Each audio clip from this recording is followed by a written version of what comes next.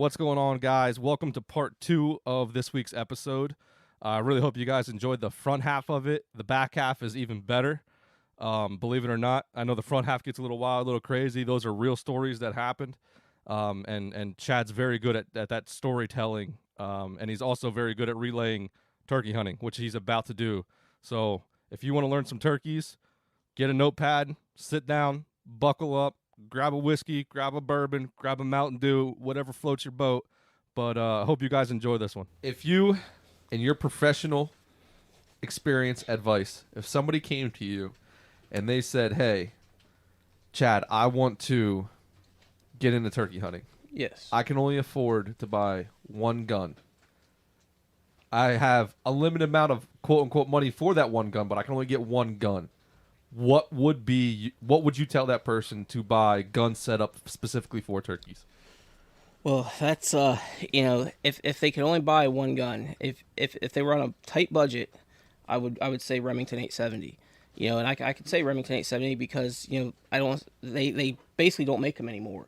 But they're making a version of it. But they used to have all those real elaborate ones. They used to have those real nice ones, and and that to me was, you could find one anywhere. You could find the parts for them, and you could find all that stuff, and because you say for turkey hunting, then that was it.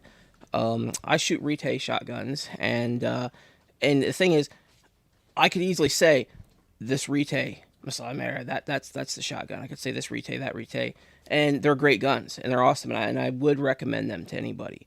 But I'm not going to be the guy that just says this gun right here is the only one. So I'm throwing a curveball in, and I'm going to say this other gun right here, because you can't just randomly go out and buy one. You have to do the work and find one. Yeah.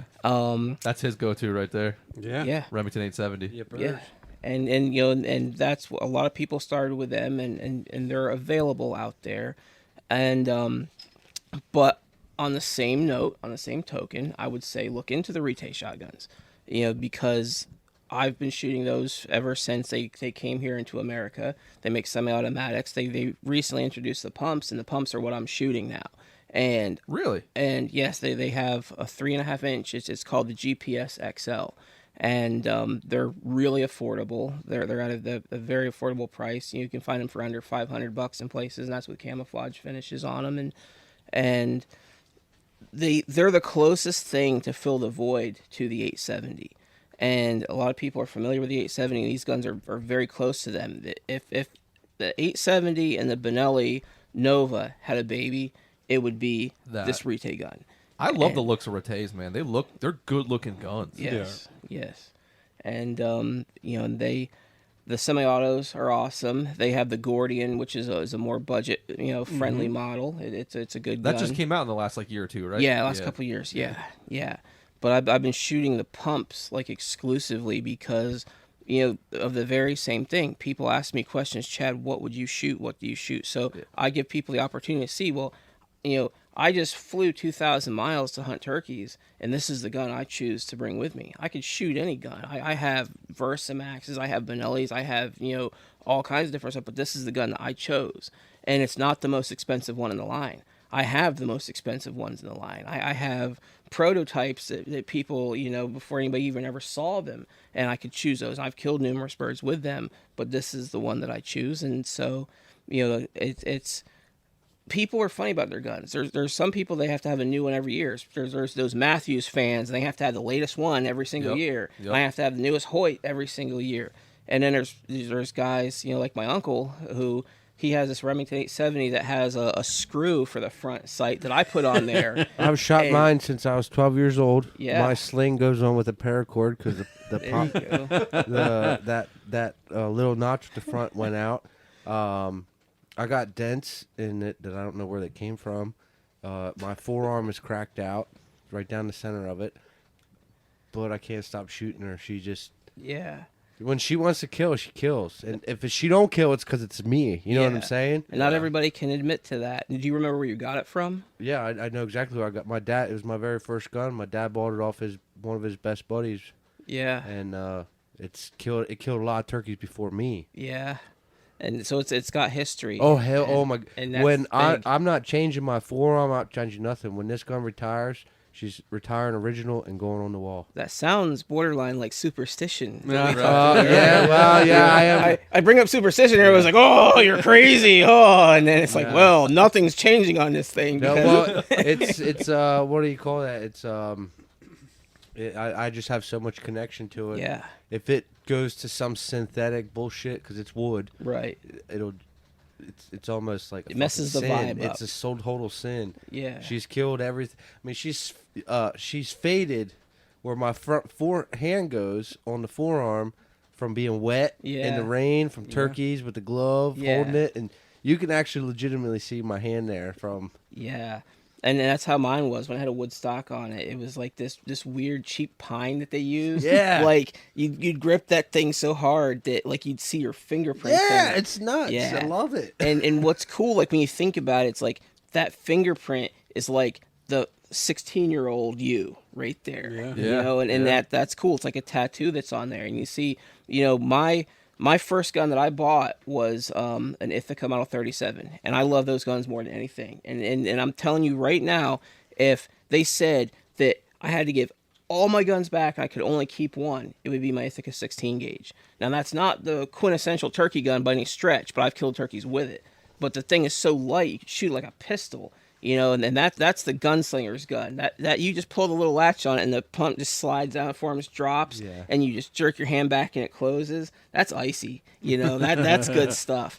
And you know, and so I went shooting in Bangor. There's the trap range over there, and on Thursday nights you'd go there, and for like $3.50 you could get a box of shells, and you could shoot 25 rounds. And so $3.50. yeah, $3.50. They were reloads. They went and collected all the empties, and then they reloaded them during the week, and so they'd sell these reloads. That's crazy. And so I'm there with my 16 gauge, and I'm trying to shoot trap, and they didn't have the shells there. So then Frank Patrizzo comes up to me, and from I know that name. Patrizzo's restaurant in Bushkill, yeah. and he was a good trap shooter, and I known him ever since I was a baby. I used to run around his restaurant and stuff, and he's like, "Hey Chad, when are you gonna get a real shotgun?" And it's like, oh, "I'm just kidding." So he's like, "What you need to do is get a Remington 870." And so he's like, "You can get shells for it anywhere, you know." And so that was it. I was like, "Okay, well, I'm going to get a Remington 870." And so, you know, because my uncle shot the Ithacas, and he's like, "These are the best guns ever." And he killed more pheasants than anybody I knew. So that was the gun. And the gun worked for me, and I loved it. So this is where I was dumb. And he when I bought my Ithaca, he said, "If you ever sell this, sell it to me." And so I sold it to him. He gave me $350 for it. I bought it for like $220. Okay, and so it was $220. The gun was originally $180. You know, we bought it at Mount Bethel at the gun show they have over there, and I worked all summer, and I got the money to go there, and I had $180.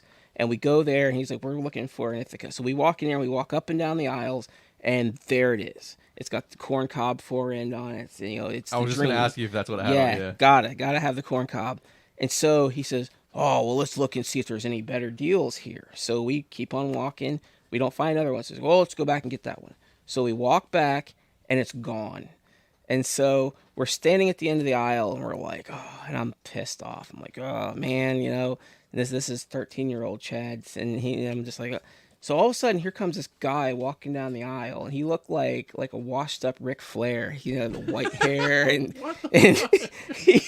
What a description. he has like this polo shirt on, and he's just walking, you know, and he's got this Ithaca over his shoulder. And so my uncle says, "Excuse me, would you be interested in selling this gun?" And he's like, "I guess I could sell it." And he says, "Well, how much?" He's like, "I'll take $220 for it." And so he looks at me, and he's like, "I'll cover the difference." He's like, "You can just mow my lawn for the rest of the summer." So I was like, "All right." So he gives the guy the money. I got my Ithaca. All right. Well, I ended up mowing his lawn. He basically gave me like $3 per mowing. So I'm mowing his lawn all summer. Like every other day, I'm mowing with this push mower, and I'm mowing his turkey mound. I'm mowing, and then all of a sudden, like the neighbor down the road, Vic, that owned the ice cream stand, he's like, "Hey, Chad can come mow your lawn for you if you really need it." So now I'm mowing this lawn, and I'm mowing my great grandparents' lawn. And I mowed and mowed and mowed and mowed, and finally, I got out from underneath that thing. So it was a hard deal for me to give that thing up, but he gave me $350 for it. And so I went to go get my 870. And you know where I went and got my 870? I don't know if you guys are familiar with this place, but over on the other side of Bangor, you got Jules, the old service station. No. Man, you guys are like, it's just like right down the road. We're more like mountain, up towards like north is where we're kind of. Yeah. Well, no, mate, don't look at me. You guys got to hit the road, man. You got to check some of these little landmarks out. All right, because over heading towards where Bangor High School is, over on East Bangor, you head out that way, and you come over the hill. The fire station's there. You come down. There's a curve. Miller's Egg Ranch is over there. Yes. Well, there's this little weird-looking building that has like a little porch that sticks out of the front of it, and there used to be 2 gas pumps there, and it was a little gas station, and you walk through the front door, and when you walk through the front door, you look to the right, and there was a little gun shop. It was used guns and In the gas station. Yes, in the gas station, God and damn it was about the size of your Wonderful. kitchen. It was about the size of your kitchen. Like walk through the door, and here's this kitchen, and it was racks, and you look. And there's a Remington Pump 7600, and there's a 760, and I'm talking about the one with the maple stock on it, you know. And you're like, man, that's beautiful. I've never seen one of those before. And here's one with a laminated blue and gray stock on it. And you're like I just walked through the door of a gas station. Here's like versions of guns I've never seen. And then here's like 3 or 4 870s, and here's just all this cool stuff. And the first thing that hits you is that you smell a real strong smell of cigars. And it smelled really strongly. And to the left was this little glass counter, and it had little cigars and candy and stuff. And there was this man behind the counter, and it was Jack Jewell. And you know, he looked like he was from Mayberry. He had his hair coiffed over, the gel, you know. And he's a quiet guy, and he just sat there, and you walked over and you looked at the guns, and every gun had a tag hanging from it. And you looked at the tag, and it said what model the gun was. And it had letters, L-Y-N.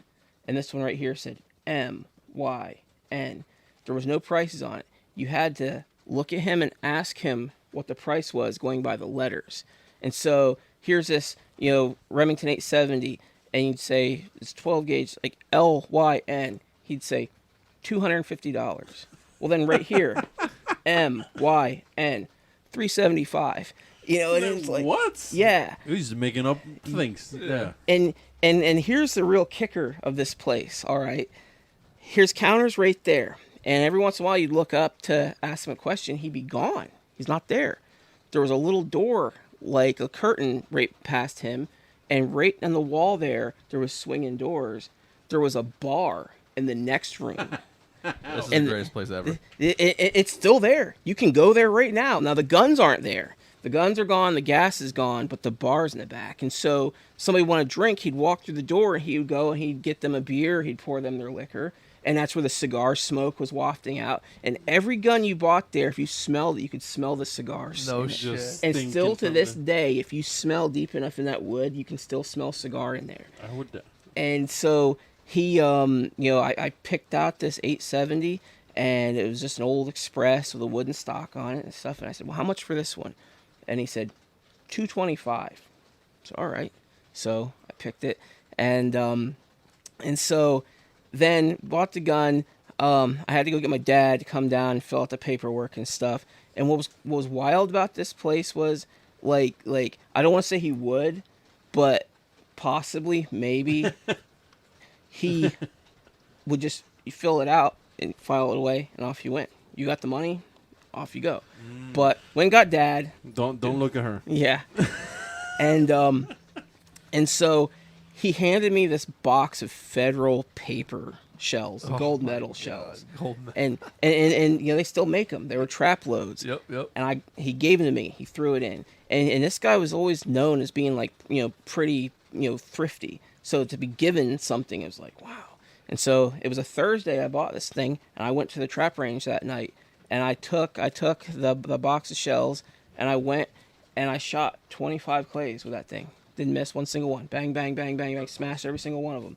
You know, I switched to any other brand of shell. I couldn't hit the things, you know, I'd miss some, but those shells, I always knew those things were it. And so then that 870 became, you know, my gun. I used it for a while, but it was so heavy. It was 28-inch long barrel, and carrying it through the years. And so you kind of miss the old Ithaca. And so then you bought this other thing, you bought that thing, and I still have it to this day. No shit. But the fact of the matter is that I just remember buying it there, and I just remember this old timey place. And the one cool thing about Jules was they had a little sporting club. There was a club down on one of the little side roads in Bangor, and you drove down the hill, and there was this little patch of land, and there was a 100-yard rifle range there. Get out of And here, bro. it's still there. If you drive down it right now, you'll see a 100-yard rifle range, and there's a 25-yard pistol range. And you'd go to Jules, and you'd buy a membership for 1 year there for $5. You paid $5. They gave you a little card, and you'd sign it, and you kept that with you. When you went to that range, these random patrol guys would show up, and they'd check your card. You show them the card, off you went. And you could shoot there as much as you want for $5, right there, not even a couple miles from that place. No and that range shit. is still there to this day. You go drive by there right now, and it'll be there. Still there. Yeah. And they used to collect the money up. They collected a portion of the $5 they collected because like everybody in the town was a member there, and they used to stock pheasants on this property. So you could go there and Paradise. they put like 50 pheasants out at least randomly, and you could go and just like randomly hunt pheasants. So And then go have a cigar and yeah, go drink a beer after. Yeah. And Yeah, That's good. and like the gas pump was crazy because there, you know, I went to Bangor, and you know, for a few years I was in the high school, and there was these two brothers, and they, you know, I'm not going to name their names, they're probably listening, and I wasn't a big fan of these guys. I honestly don't care if they know that or not. You know, I wasn't a fan of them. They had a few nickels to rub together. You know, they had a few bucks, and they were the first guys to have cars and vehicles and drive. You know, they had these trucks and stuff, and so there was this kid that would hang out with them, and he wasn't rich. He didn't have money, but they let him hang out with them because, you know, he was their guy, and they'd drive around. He'd ride in the back of this Jeep, and so they'd drive around. And I remember walking into that place one day, and they sat in the Jeep, and they made the kid pump their gas for him. And so he'd hopped out, and he'd pump the gas for him, and then he was like their Jeeves, you know. And I hated that because I liked that kid, and I didn't like those guys. And I just remember seeing them at Jules one day, and he walked in to go pay for the gas, and I was like, "Why do you hang out with these yo-yos?" And he's like, "They're my friends," and I was like, "Can't they pump their own gas? Did they ever let you just sit down one day?" And he's like, "No, but it's okay." Oh my god. And Amazing. Funny. he's still around. Yeah, he's still around. He's doing very well for himself. He lives a really good a lifestyle around here, and I'm proud of him. And I hope he's listening. He has a farm around here, and it's a nice farm, and so he finally got out from underneath the clutches of those guys. That's good. That's good, man. Is that A70 that you had? Is that the one with the fancy wood that you keep? No. No. I had a thumb hole stock on it once, one of those Boyd's laminated ones. Yeah. I had that on that 870, and I took it off. And the fancy wood is a Winchester 1300. Yeah, that's what it is. It Yeah. is a Winchester. I have 3 of those. They had some special editions. They had it was a 1989 NWTF gun of the year, and it had that cool wind cam laminated stock on it, and that was like the quintessential old school turkey gun. And I finally was able to get my hands on one of those. And Yeah. I have the 3 different versions of that. No shit. Yeah. I really It's love nice. that axe stone over there, by the way. That You like grindstone. that? I do. I've wanted one of those for the longest time because I use a hatchet to cut my turkey wings off with and the legs. And I had this little tiny one that I got at Jacktown, and I use it. I've always wanted one of them. Those things are so hard to come by. We got it at the flea market right down the road. No way. Yeah, for like $5. No way. Yeah. That's like the craziest thing I've ever heard. Out of all the stories that we told and heard today, that is like the craziest thing that I have heard. And it just sits there. That's wild. Does it work? Yeah. There you go. Now you know where to sharp your axe. I was really like, waiting for the story. Like, yeah, we bring it out after we're done trapping. This is, No, I've always wanted. I don't know that I've ever actually used it to sharpen anything. do it, man. It puts an edge on a hatchet and on an axe, unlike anything else. And it's just, you get this connection with it. When you hold that blade, when you hold it, you can just feel that thing just going through the metal. Just making it, Yeah, and you can make it shaving sharp with that. Squirt a little bit of oil on it, and you're just good to go. And that's just good stuff. Imagine the stories that thing has. I bet. Right? Like what that thing has seen. Yeah. Not a whole hell of a lot in the last couple of years, but when did you? A couple of years ago. I've had it for like 7 years. That's hilarious. What fortune that is. that deals can be found down in that place. I have an old vintage Remington. It's just this big parka, and it's uninsulated, but it's waterproof, and it's an old school duck camo, and it's original. It's not like one of the new updated versions that a lot of the hipsters are wearing these days. Yeah. This is like the OG, and I got it from a guy for $10 there. But man, just having something like that, just to. Do you mind flying to Florida with that? That'd be a pain in the ass. I'd find a way. I have a drive trip. We come driving. You do. And that's I'll fly up with the gun. I'll fly up with something, and I'll leave it here. I fly back without it, and during the drive trip, that's when I come. That's when I take something back. Or I can bring something else, and I'll bring like a case of shells up, or so forth or so on. So it's all the logistics of it all. Right. Speaking of shells, what gauge? Somebody who's getting into turkey, what are you gonna point them? What direction are you gonna point them in? If all the way around, I'm a fan of the 12. I'm a fan of the 12 just because it's so versatile. The 20's cool. You can amp up the power on them things. You can bring them down, but the 12 the same way. If you don't like the recoil of a 12 gauge, you can get 2 3/4 inch, high brass loads and 6s, or you can get, TSS. You can get different things, and you can dumb it down so that it's the same recoil as a 3-inch 20 gauge, or you can go all the way up to 3-inch, or you can get them in 3.5. So the versatility is there. You can adjust the shells to suit what you want to do. Right. Ask Antonio about that 20 gauge. Yeah, he 3-inch TSS 2-ounce.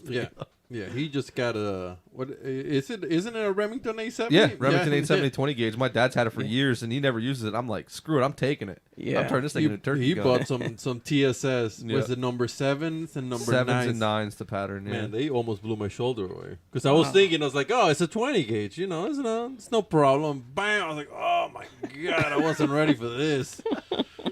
It geeks more than a 12 gauge for sure. Yeah, it's so small. Yeah. They'll catch you. Yeah, I wasn't expecting that. And then I had a piece of a piece of stick in the back of my shoulder. I didn't realize until it hit, and I was like, oh. First rule, Cobra Kai: expect the unexpected. Oh, Yep. yeah, right. Yeah, that's funny stuff. Let's stop it with that Cobra Kai. Come on, man. Come on. What do you got man. planned for tomorrow? Well, turkey hunting. Yeah. What are we doing? Where? No idea. Yeah, I've got an idea. I've got a plan. It's a tough one because we had a plan on Saturday, but unfortunately it just didn't quite work out. And so you spend your time doing recon, learning, and each day is a shuffle of the deck. Tomorrow is going to be it's supposed to stop raining about 2 or 3 o'clock in the morning, and it's supposed to clear up. But unfortunately, when rain stops, then the wind comes into play. So we're gonna have a narrow window where it's not windy. It's going to be calm and still, and that's where we got to make as much hay as possible and find hopefully as many gobbles as possible so that we can put ourselves in a vicinity while it gets windy, because it goes from your ears being your greatest asset to your eyes are going to become your greatest asset. Yeah. But this is one of them double change-ups where all of a sudden you have to use your ears so that you can help your eyes later. Mm-hmm. And then there's days where it might be still, but it might be foggy. And and the birds do different things, and so you have to be ready for every situation. And the people that I respect the most, I admire most, it's not just about the kills. It's not just about how good you can call. There's people who they have a plan no matter what. If it's foggy, if it's raining, if it's blistering hot, whatever, this is what we're going to do. This is the plan. This is what's going to happen. And you flip and switch. He was talking earlier about being versatile and adapting. Yeah. And those are the people. And you know, I got that, you know, from watching Formula One racing, you know, growing up watching that. You know, you'd watch Ferrari, you'd watch McLaren, you watch these guys. And the driver would radio into his crew, and they'd say, okay, this is what we're doing. Okay, this guy just pitted, so we're going to pit in exactly this lap, or we're going to do this, or we're going to do that. And they always talk calm. They never wigged out. Yeah. They're always like, okay, rain will be here in 3 minutes. So, you know, and they have these sophisticated radars and stuff, and they're like, it's going to rain in turn 12 in 3 minutes. And, Yeah. They're just prepared for yes, everything. Yeah. yes. And they travel all over the world, and it's like picking up your house and moving, you know, 20 times a year. And they have every single thing. They have, you know, this leaf blower to blow into the radiator. They have this. They have everything covered. So I always admired that. So that's how I incorporate a lot of that into my turkey hunting, into my duck hunting. I always know where exactly all my tools are, where all my things are, where my head net is, this or that. I always carry 2 pairs of gloves, 2 head nets, you know, this and that. And I carry backups inside, you know, and I keep them in the truck so that, okay, well, this is happening. Like, you know, in Formula One, it starts raining. They don't drive slicks. They switch to the rain tires. They use the rain tires. Well, if it's not raining real hard, they have the intermediates that are halfway in between. Well, that's the same way with rain gear. It's like, do you want to wear your full rain suit? Yeah. Do you want to sweat to death? Do you want to wear just a rain jacket and just regular pants? Do you want to wear just rain pants? And so you have to have a plan, because before the sun comes up, you have to make that call, because if you're dilly-dallying around, then that sun's going to come up on you. So you have to know exactly this is what we're doing. You know, well, I'm going to be hunting on top of this mountain, and my shots are going to be maybe 30 yards tops. So maybe that's not the time for TSS 9s. You know, maybe we're going to back down to some heavy shot 7s, something with a little bit more forgiving pattern. Maybe we'll just go with lead. And you need to know, okay, well, this is what we're doing, because it's not one size fits all. And, you know, when it comes to turkey hunting, the one thing that I always want to impress on people more than anything else, there are no absolutes. There are no absolutes. This call will work every time. Yeah. Turkeys always go to the fields when it rains. This happens. There are no absolutes. Things change. And the people I respect the most are the people who've experienced almost every single thing, and they can instantly flip through that Rolodex in their mind and say, this is what we're going to do now. This is what we're going to do. And so that's why I'm not afraid to try new things out, because then I can at least say, you know, this is what we're going to do. There's tendencies. There's a lot of tendencies, but there are no absolutes. And so always be wary of anybody that talks in absolutes. Yeah. You know, and, you know, in my experience, this is exactly what happens every time. No, your experience is questionable. Yeah. You know, and I don't have to walk around and say what my pedigree is, what my experience is. I don't have to do that. You know, I know who I am, and there's other people who know. And I've worked hard to maintain that. And, you know, to me, it used to be like, if I don't shoot a bird on this trip, or if, you know, something doesn't happen, that's the end of the world. You know, I'm disappointed in myself, because I could have done something better. I could have done something more. But then I started looking at it in terms of somewhere out there is a guy that's getting his butt whooped by these birds. He's getting beat down on the ground, and he's ready to quit. He might not turkey hunt next year because this sucks. I'm having a hard time. This isn't working. But if that guy looks and sees Chad Hodge just got freaking beat by these birds, Chad Hodge didn't shoot a bird, he took it in stride. Hey, it even happens to him. Maybe he'll be inspired. And that goes back to what I said earlier about the winners and the crashes. Okay? If I'm going to crash, at least some people in them stands are going to stand up and clap. You know, they're going to be... That's like people saying they don't miss. If you ain't missing, you ain't shooting. Yeah. Yeah, I mean, what you're saying, like, that's kind of how I look at you, Eddie. Like, it doesn't matter what you've seen those memes, like, don't look at the weather, be a man. Yeah, yeah. I mean, that's his mentality. It doesn't matter what the weather is. He's going outside turkey hunting. I'm going turkey hunting tomorrow. Yeah. No matter. I went it's Saturday.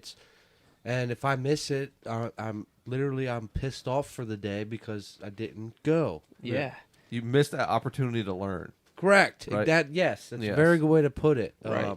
And, you know, I like the way you talk about absolutes. We're hunting a wild animal here. Like, Right. give me a break. Yeah. Right. There's no Every absolutes. situation is so situational. Obviously, Exactly. A big thing with like you and I, your first bird. Yeah. Like we took out decoys. This should work. We're in the middle of a field. Yeah. Them buggers saw them decoys. Hell no. Yep. Yeah. They stayed on the Yeah. other side of the field. That next morning it was raining. I was like, Antonio, we're going in for the kill, buddy. We went way around, come back in, got pretty much right where they came out yesterday, and here they come. And Yeah. I barely talked, and he was even like, what are you doing? Like, you're not even... Yeah. I called like 3 times, but there was a hen there who was yakking her brain out. So why... You don't gotta do nothing. Don't got to do nothing. She's here. Let her rock and roll. Yeah. Yeah. Yeah. And you just have to know when. Yeah. And you know, and that's the thing is, you have to know what these calls mean, and you have to know when to use them. And you know, and I know people that they're not the best callers in the world, and you know they call a little bit, and you know, they might sound not so great, and then they kill birds, you know, and they're like, oh, I kill birds, and that's cool. But to me, the desire to want to get better Yep. is Yep. the difference. Now I have a kind of a in-depth conversation or question here. Do you use a lot of the same calling, or like me personally, I use a lot of just yelping and cutting. Yeah. Like, do you use much outside of that? Like, do you do like kikis? Do you do a lot of like that? Do you kind of stuff? sequence like? Is it, like how do you? It's dangerous getting into sequences. It's I believe dangerous. that. You know, competition calling, you have a routine, and you practice that routine, and you practice that routine because you want to give those judges the most pure turkey sound you possibly can. And so when you're kikiing, it's pee pee pee, yelp yelp yelp, pee pee yelp yelp. But then you go out in the woods and you try doing that, and it's very hard to debug that out of your system. I've heard the worst calling I ever heard in my life, just all broken yelping and garbage, and all of a sudden a hen comes walking out of that Yep. bush over We were there. talking about that yesterday. Yeah. Like a hen's never gonna win a calling contest. Yeah. Right? Isn't that crazy? Yeah. We've And- formatted in our brain like this is how it's supposed to sound. Yeah. Yeah. And then you get out into the wild and that's not how it sounds. And if you can just find a way to emulate that sound that you're looking for, but then mix it and break it up, you know, I kill more birds with just these random searching clucks Yeah. than anything else. Just, And then you fire them up, and then it's Yeah. over. You give a couple cuts or a yelp here and there, and you don't have to do nothing. Here he comes. It's Yeah. rock and roll. you know, I'll yelp a bit just to let him know I'm here. And if he gobbles to that, cool. If I know he's close enough to hear me, they know where you're at. Oh, They yeah. know. But what really switches it up is just that real just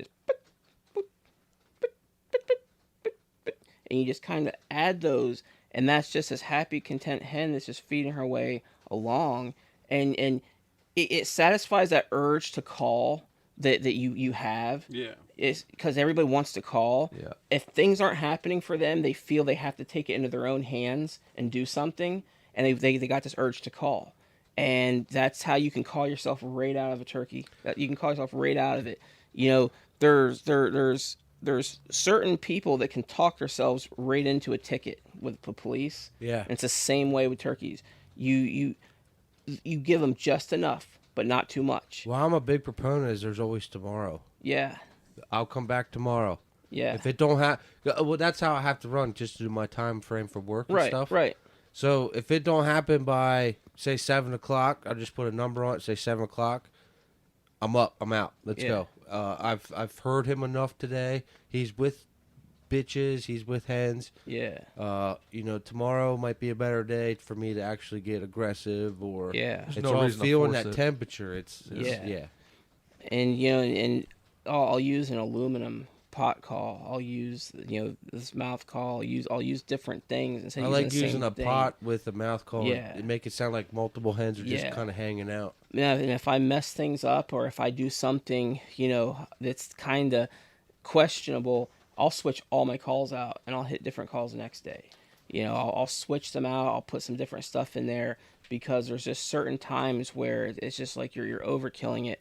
I have a tendency to try to avoid the common calls that you can find in like your bigger retail stores, Yeah, like yeah, yeah. Walmart and Yep. whatnot, because that's what everybody out there is going to have. 100%. Yes. And so I try to get calls that you get from the mom and pop stores, Yeah. some different cuts, some different things, because you sound different. Yep. I have this old Quaker Boy Illuminator, this pot call, and it's just a solid piece of raw aluminum Yep. on a pot. And I'm telling you, I've killed more 3 and 4 year old gobblers with that call than anything else. Just because you sound different. It has this rasp to it that's Yep. unlike anything. It's just this real high pitched rasp, and you'll sit there and you'll hit that thing, and it just has that front end, that back end, and you'll put that call down, and next thing you know, this bird, and you shoot that thing, and it's got a double beard on it. Yeah. It's got a paintbrush on it, and you're Yeah. just like, you got. I shot one a couple seasons ago with 1.5 inch spurs on it. That just like, where'd this thing come from? Yeah. And that aluminum call just was always involved in there. And I've been working on them like all season long. I've been telling them, man, please reintroduce this call, please. There's that part of me that wants them to reintroduce it, Yeah. but then there's that part of me that doesn't want everybody to have it. It's like it's the double-edged sword on the deal. But I hate treating this thing like the gold. Okay, this is the only one. If something happens to this, then I'm out of business. So it'd be nice to have the opportunity to get another one. What comes down to like mouth calls, unfortunately, they do run out of fucking. Yeah. They don't make them no more, and you're like, it's my favorite one. Yeah. I've used this. I've killed how many birds over it. Yeah. Superstition, back to that. You got superstition, and it comes down to the manufacturers. There's a couple of the big three, I call them, the big popular manufacturers that move their production to overseas. They sold out to overseas, and then like Quaker Boy, which is my company. They're still here in America. They're still here. They have a mouth call builder that you can go on their website and you can choose your reed thickness. You can choose what color the reeds. You can choose your cuts, the tape. You can custom build your mouth call to your Is that specifications. relatively new? Yeah, it just came out a couple months ago. I was All right, I was about to say, because Yeah. when I worked at the shop, it was like that Yeah. didn't even. No, you go on that mouth call builder and they'll build you. It's like 3 calls, and all 3 of them may be identical. And and I have mouth calls. I have mouth calls I've had for 5 years that I wash them with Listerine, and then I take them out and I pat them in between paper towels and get all the moisture out of them, and then put them in the refrigerator. Yep, and same. and I've used them for 5 years. I'll take toothpicks and I'll stick them in between the reeds. I'll separate them. Real important thing to do is dip that toothpick in the Listerine in the mouthwash. I've been becoming a fan of this new alcohol-free mouthwash. They have one that's it's charcoal, it's black, and I've been putting that on my calls. I've been really happy with that. But you dip your toothpick in that and make sure to get it in between the reeds. Kind of like slap rub it around in there, yeah. Yeah, because you'll get bacteria in there, and then so you want to kill that bacteria, and you want to have that moisture in there, and then you put it in a refrigerator. And I'm like I said, I got calls I've had 5-6 years more, and then you don't run into that issue. But once you determine what you like in a call, I would definitely suggest looking into making a custom cut, having a custom call, and making that like your own, so that that's your sound and that's the one, so that this is exactly what I like. I have a Ghost specific cuts. cause that I'd like, a specific cut, and I try everyone who makes that cut. I try it to see if it sounds different. Yeah. Whether I can work it easier or is it harder, or Yeah. vice versa. Reed tension's everything. Yeah. Reed tension and the thickness the of tape. the The reeds. tape's different. Yeah. I like stiff tape on mine. Okay. I like tape that's like so stiff that like if you throw that thing on the ground, it bounces off the ground and Okay. it doesn't bend or anything. But I like to cut it in what's called the BF. It looks like a clover, like a mushroom. And that's how Quaker Boy, it was a BF for better fit. And so I'll take that and I'll put it on top of a regular mouth call, and I'll trace it, and I'll cut that contour out. And then all my calls have that shape on the tape, and it just fits my mouth the best. And then it comes down to the reed tension. You got really tight reed tension. It takes a lot more air to turn that thing over, because you got to get that thing to bend. But then if you're keying, or if you're wanting to do really light tree yelps, little bubble clucks, things like that, it's nice to have a much looser Yeah. tension and have one. Like I'll sit there and I'll rip that second, third reed off and have just one single reed.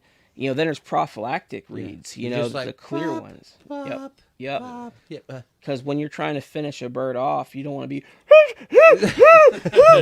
Yeah, because you're already breathing hard. You're already like, Yeah, you're already into yeah, it. Yep. yeah. So you know, and you just find that happy medium, and you go with that. Some people like rasp. Some people like clear calls. I'm a big fan of ghost cuts. I really like ghost cuts because you can go high pitch with them things, or you can roll it over to rasp, and but you have to find what works for you, and then try to build your calls around that. You know, there's nothing stopping you from getting a clear, reed call with no cuts on it and putting your own cuts in there. Yeah. Find something your own. But I definitely suggest looking into that mouth call builder because it's really cool that you can make your own custom colors and stuff like that, and that's your call. Yeah. Because when you're confident and when you're happy, then it helps you become the turkey. And that's how you kill turkeys. When you become the turkey, that's when you kill turkeys. Well, I know there's a spot in my mouth if it's a little too far forward, it don't sound right, and I just kind of just chuck her back a little bit, and then she's like, "Oh boy, now we're good to go." There it is. There it is. In one suggestion that I have, it's a tip that I use that's helped me because patience is absolute key. You know, we talk about patience, and that situation with like yesterday with all the craziness with the guys, the road hunters and all that. I said the story keeps getting retold. Well, as I've heard the story getting retold, I start seeing this element creeping into it that says, oh, well, he wasn't being aggressive enough with these birds, and he just wanted to sit back and hang tight. And I knew that somebody was going to come down the road and do this. I'm hearing this in the retelling of the tale. I don't want to rush things to go kill these birds because I'm afraid of some guy driving down the road. Yeah, no. I'm not trying to attack these birds on opening day because that's just not what I want. You just want to test the waters. I want to break those birds. I want to break them. I want to make them say, hey, we need to get down there. And that's what the turkey hunting is to me. It's not just the kill. It's breaking that bird. I don't want the easy bird with the 7-inch beard on him that comes running in and gets his face blown by off. Nature, the hens are supposed to go Yeah. to him. And Yeah. if you can break that, that's kind of the ultimate. It's kind of And that's what it is. And I like beating birds. And if I find a bird that he beats me and he does this, he does that, and he just whoops my butt, I want to keep going at him until I kill him. Yeah. Because that, and you've known this. You've seen certain birds that I've gone after for 4 and 5 days, and he might be up on this ridge, then he's down here, and then he does this, he does that, and I zig and he zags. But eventually, it's like 2 gears. If you have 2 gears and you paint the teeth on those gears, and they spin and they spin and they spin, they're going to miss each other. But eventually, those 2 teeth are going to touch each other, and that's how it is when you're hunting. And that's where you throw yourself at them as much as you can. You throw enough spaghetti against the wall, eventually some will stick. And that's exactly the same as the birds. Yeah. It's applied pressure.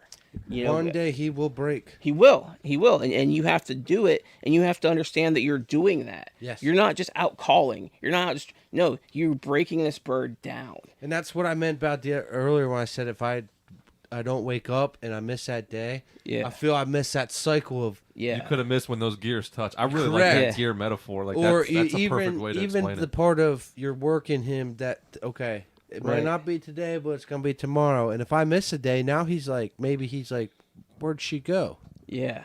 And he could leave, or because maybe that was the last day for his hens there, and now he's on the search, and he could just bounce. Yeah, and you just, if you think about it like this, it's like if you miss a day, if you break up things, just think about like maybe you did a favor. You did that. Oh, she and- tells me all the time, well, you're not, you don't need to be this upset. And I'm like, well, I kind of am. People don't understand. Kinda am. People don't understand. But think about how many times you've gone deer hunting and you just went out and you're like, oh man, let me go hunt real quick over here, and you've walked into this like patch across the street from this gas station, and all of a sudden like a 8-point buck comes running out, and you shot him, and you're like, man, where'd that come from? What the hell happened? Yeah, and that's just it. Sometimes if you just freestyle, you just go loose and you just do it, because sometimes we'll overthink ourselves into problems, and it's just that there's a lot of people, they don't understand. They just don't understand what it is that makes you tick. You only get so many days, and then all of a sudden it's summer. Yeah. And then all of a sudden it's not turkey season, and you gotta sit with that. And you think about like me, okay? I get a week here to get this job done, and then I come down to the last day, and I come down to it, and I shoot and I miss, or something crazy happens, and it's that checkers or wreckers scenario. Then I have to go and get on an airplane, and I have to fly back, and I have to sit for 2.5 hours thinking about that. Yep. And then I have the whole rest of the year. And that's how it's gone down, a couple of years, two years in a row during the pandemic. I had the crazy missing shootout situation where, like, in the last hour, I had a bird that I fought all week long, and I went and I was going to go take one more stab at it, and I knew exactly what tree I needed to be at, on what ridge, and I knew where I needed to be. And we go out in the morning, it's my last morning there, and we come driving down the road, and there's a car sitting there, right where I needed to jump in and go down. So I'm like, man, well, let's go to the other side. Let's go in from there. So we ride around, I get dropped off, and I'm going to take the edge of this lake down and go down to the end because, and he's gobbling, he's at the end of that lake. He's down there, and all of a sudden I'm beached. I got private property over here, and and I got water here, and this bird's at the end of this. And then all of a sudden I get this message that car's gone. It was just some random person, they left. And now all of a sudden, well, what are you going to do? And so that whole situation, that bird went up over that hill, went right past that tree that I planned on sitting at, and it went off, and that was the end of that. So now the clock's expiring, defeat looks like it's imminent. So we hop in the rig, we're going down the road, we say, let's check this one field out real quick, just for the hell of it. We didn't see birds there the entire season, we didn't see them any time, but, you don't want to just drive home and, no, let's check one more time. Give that last call. Yeah. We hop out, go around the bend, look out in that field, there's 2 longbeards out there. There's 2 longbeards, and then there's a Jake with them, and a hen. And all of a sudden you're back in business. Yeah. And so now time is not your friend, and you see which direction they're heading, and you go out there, you try to do your move. Everything lines up, and you end up having to make this shot. You hit one chance, and all of a sudden there's a knocked over tree right here, and there's turkey heads going past the tree. And here's the problem, okay? You got 2 longbeards, and you got a Jake. And they're going, well, the first bird that goes up out of the end of the tree and up the hill is a longbeard. Now it's 50-50. It's either going to be a longbeard or a Jake. All right? And here's the thing. You shoot a Jake. Oh, what are you doing? The big pro man, Jake killer. Oh. So, and there's a hen in there. So now you're like, man, well. So, and he's within range, and it's 50-50. So you're like, you know what? I got to be sure. And so then out comes the next bird, and there's the Jake. And then here comes the next bird, and there's the longbeard. And he starts going up the side of this hill. And now you're down on this flat, and he's going up the edge of this ridge. Well, the foliage is out and popped out, and there's a tree, and the green of the tree is blocking his head and shoulders. And then you just got the lower body, and you see some beard hanging down. You got to make this shot, and you got to do it through green foliage. And you don't know where his head is exactly. You just have to guess. You have to think, is he standing upright? Is he down crouched? Is he preening himself? It's a roll of the dice. But this is it right now. It's wreckers or checkers right here. So you take the shot, boom, and the bird just disappears.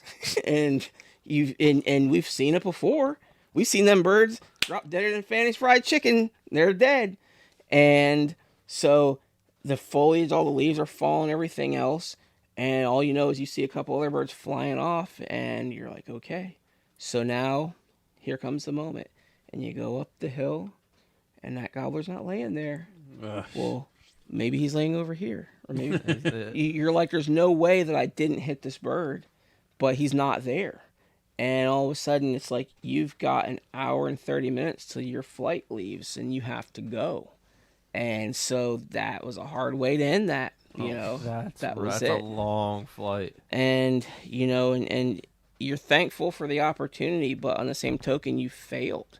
You've spent all that time at the patterning range. You're shooting the best shotgun money can buy. You're shooting the best shells money can buy. You've got the best equipment, and it came down to it. And you're telling everybody in the whole world, this is the best shells. This is the best choke tube. This is the best stuff. Human This error is it. Human error is a mean bitch. And everything tells you that should not have ended the way that it did, but it did. But on the same token, I was able to live with that more than if I didn't have the opportunity at all. Yeah. Because you learned, you took something from that situation, right? I'd I much did. rather go to work that day and say I missed Yeah. than to say I never shot. Yeah. Honest to goodness, I'd rather Yeah. say I missed. I don't care how much you want to bust my balls, but you other three guys didn't do shit that morning, so Yeah. Yeah. How long will you work a bird? Like, at what point in time will you give up and go maybe try and strike up another bird? Never. If you know he's Yeah. there, you're going out. Yeah, Yep. it's Same a war now, or battle. There's an old expression. My uncle says it a lot. In fishing, if you're at a hole and you're catching fish in it, you don't leave fish to find fish. Don't leave, And- don't and- leave deer to find deer. Don't Yeah. leave turkeys to find turkeys. Yeah. Yeah. If And he's that's yelling the at thing. you, might as well hunt him. Yeah, if, You know? if he's there, then we're gonna do this. It's just that it's up to you to crack the code and find Yes. out what it is. Yep. And to leave, to leave and go find another bird, that's a Pennsylvania problem. That really is, because I grew up in a place where What part of Pennsylvania do these guys live in? yeah. 'Cause I want to go there. Well, I mean, I hear, oh yeah, we'll just go find another one. No, man, they're on some of the public land that I've hunted in Florida. Because you have to have quota permits to hunt most of the land. You have to draw this lottery that allows you to hunt on this place for the first 9 days of the season. Then after the first 9 days, then it opens up for general public in most of the places. Oh, okay. So if you don't draw that quota, then you can't hunt here. Is that resident only? No, non-residents can apply. Okay. But a lot of the residents don't even get it. And so all these management areas are quota hunt this, quota hunt that. And then here's this one management area that's open to everybody. Well, guess what? Everybody has to go there. And I call that the Bristol Motor Speedway of turkey hunting, because that place is absolute mayhem in there. It's crazy. But the thing about it is that you go to this place and it's just like absolute nuts. But there's times where you might only hear one gobble all season. You might only hear one bird. And if you have the opportunity, if the pendulum lands where you have the opportunity, you don't walk away from them. No. That could be your season right there. Yeah. So, that The longest bird I've ever spent time on was 10 days in a row. Yeah. Spent 10 days on that bad boy, yeah, and I killed him. yeah, and it was the best feeling ever, wasn't it? Oh, 100%. Yeah. If you give me, all I need is one bird to talk to me, and I'm going to stay on that bird Yeah, until the fat lady sings and says I can't hunt no more. Or I miss, that kind of shit Yeah. that goes on. That's where I You know. struggle. My ADHD kicks in at about 38 minutes, yeah, and I So- gotta go somewhere else. So if you have a bird, let's say you got a bird screaming at you in the morning, right? mm-hmm. And you work him for 2-3 hours, do you leave and look for another bird, or you stay there the whole day? I'll move around that place, but I don't go looking for another bird. You Okay. just I- reset up on him. I will move and I will attempt things on him. Okay. And if I strike another bird in that process, then great. But Sucks to be that bird. Yeah. Yeah, you know what I mean? I'm gonna work on that other bird, but I'm gonna still continue on this one. But I have a tendency to just shut down completely and all of a sudden go in deer hunting mode on it. And I'll sit there and I'll hang tight and I'll be super patient because, I've killed so many birds by just shutting down completely, and then finally they break. They come looking you know, for you. I- Like, I- why did this lady shut up? I want her. it's like texting a chick, man. You just gotta stop texting them. They'll Yeah. text you. I think that like to deal with the Joes running down the road. If those guys wouldn't have came if that, the officer, none of that happened, I would have broke those birds. Pure and simple. It would have happened. We're talking about absolutes. I might not have just called them things straight into me, and they might have went and did something else. But at some point, I would have realized they're going this way now. They're doing this. But I would have dogged them things until one of them died, or at least a shot happened. Right. Because that's just my nature. That's just how it is. Your biggest fear is bottling 3 of them that are there with nobody around. And so you have a tendency to play more on the side of caution. I'd rather be more cautious than over aggressive. But if I have to get aggressive, I will. But I knew that I wasn't in the best position to do that. I needed not to bully these birds, but I needed them to know I was there. And then I needed the fact that they gobbled the way that they did. I just knew I could keep bounce checking them. And eventually I would have figured it out. But I wasn't given the time to crack the code, because that's when, the 2 young lads from East Stroudsburg decided to, Yeah. end that whole deal. So I think that confidence comes from experience too. Like you get to a point where you're confident in the fact, like, okay, I hear birds. I know there's birds here. I just got to wait for them to do something, and I can make a move. Like, you're confident in the fact that they can't really throw you in a scenario you probably haven't seen before. yeah. Right? So But- they might. They very much It's well possible. might. Yeah. There's nothing stopping some guy from coming over the hill and shooting at him. Yeah, you can't. You know, and that's the beauty of but- public land. yeah. Right? That's where you said it's like Well, that. you can't let that fear guide you, because now, I have to attack these birds. I have to shoot before somebody else does. That's not turkey hunting. Right. That's not. That's just trying to kill a turkey. Yeah. And it's not why. always understand there's a difference between that. And when you get later into the season and all them guys start disappearing, now you're dealing with different birds. Now you're dealing with mentally different birds. And that's the thing, is it's rhythm. It's rhythm, it's flow. You control the tempo. You control how this goes. Yeah. And once you start to realize that you are out here controlling this, it's all up to you. Is this going to happen fast? Is it going to be rapid? Is there going to be a lot of calling? The one piece of advice, and this is a piece of advice that I want a lot of people to take to heart, especially if they have issues with patience. Whenever you call to a turkey, if he responds, or even if he doesn't, wherever you're hunting, and as long as you're not running and gunning and running up and down the road, if you sit down and you set up, if you call, wait 30 minutes before you get up and move. 30 minutes. Not 27 minutes. Not 28 minutes. Not 15 minutes. 30 minutes from your last call. If you call again, if you yelp, if you do anything again, you reset that clock. 30 minutes from there. And it feels like an eternity. It feels like it's too long. But you set the discipline. 30 minutes. That's discipline. And discipline is what it takes. And when you set that discipline and you set and you wait, you'll be amazed at what you see happen. All of a sudden, on the 28th minute, ow! Out of nowhere. Just ow! And you're like, man. And now I would have walked right through there, 15 minutes ago. I was planning on walking. That bird gobbles on that road. And just think, I could have bumped that bird. I had no idea he was even there. But that 30 minutes is part of that process of that bird heard you. He didn't gobble, but he heard you.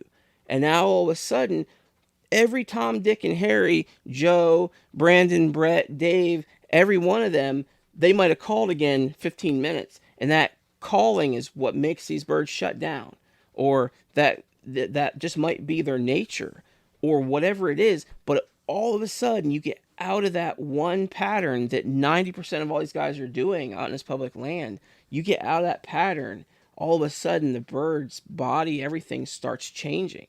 And that's where the stuff starts happening. So if you want to make it 40 minutes, you do that. But set a time and don't make it 15 minutes. Don't make it 10 minutes. Don't make it even 20. Set yourself a longer time and force yourself to sit and watch. And if you call again, reset that clock. And I'm telling you, that is the single most game-changing thing that you'll find happens. If you do that, you will find that you break more birds down by doing that. And if you absolutely just have to call, real light clocks on, like a friction call, just a little bit, or a little purr, a little here and there. But if you yelp, you cut, you do anything like that, you reset that clock. And I promise you, you will see something happen that you'll be like, I wish I would have started doing this, 10, 20 years ago. So just try it out. Try it just one day. I'm not saying totally change your style, but one day say, this is my day that I'm going to try this, and try it and see what happens. And you'll see, you'll be like, man, and that's just one tool that you can put in your tool belt that you can use. And that's what separates the everyday random guys from the guys that kill birds. And I'm talking about the turkey hunters.